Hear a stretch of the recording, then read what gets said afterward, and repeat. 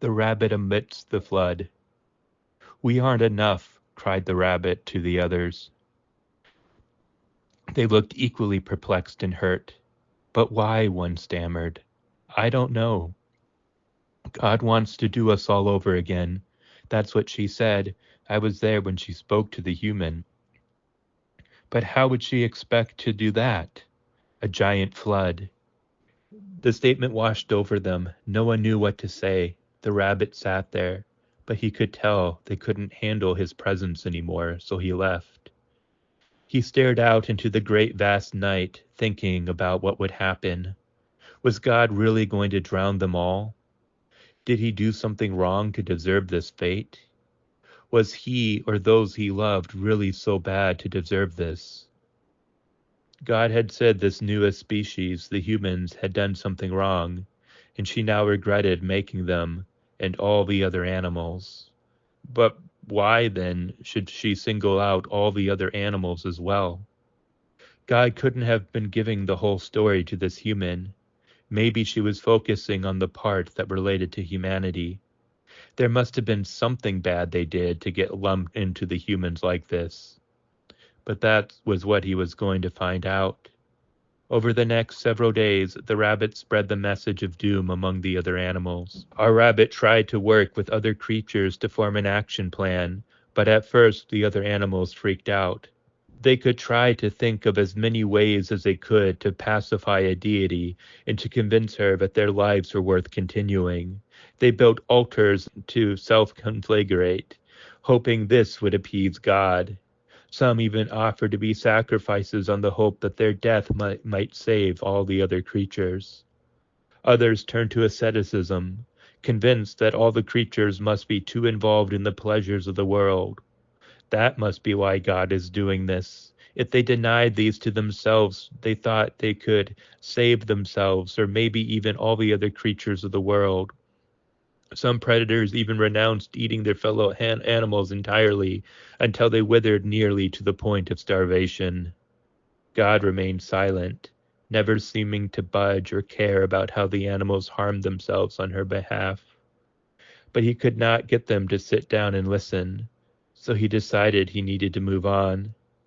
He went to the ocean. Maybe the creatures of the sea had ideas on what to do.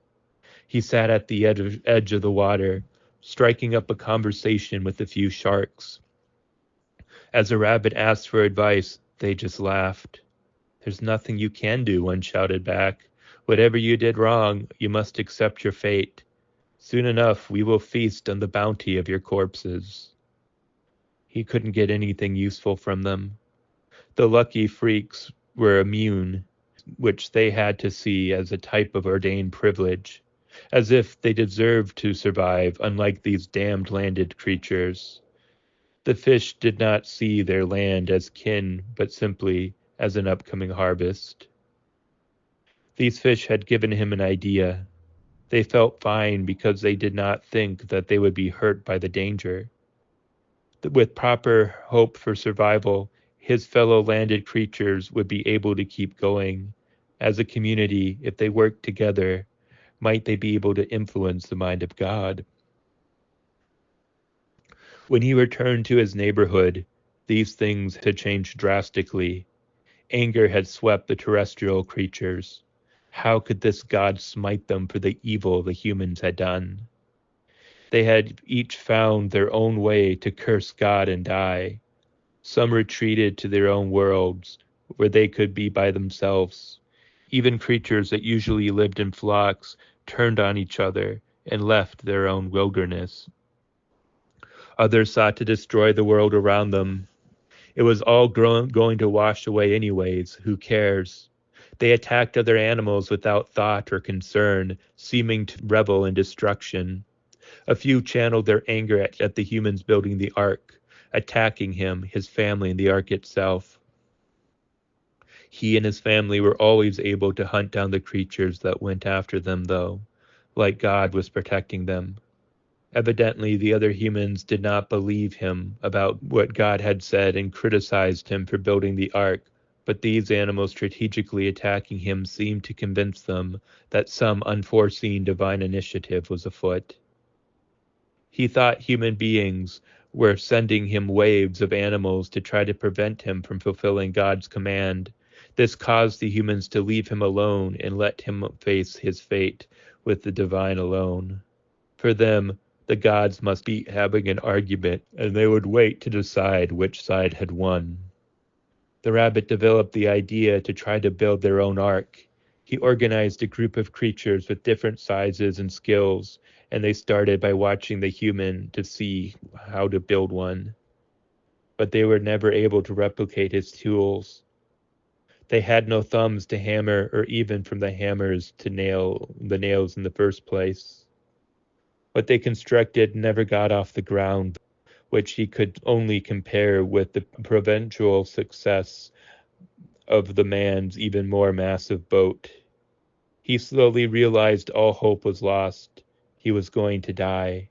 This god had decided to kill him, and there was nothing they could do about it. And for what? For the evil some human beyond their control? They really hated these humans.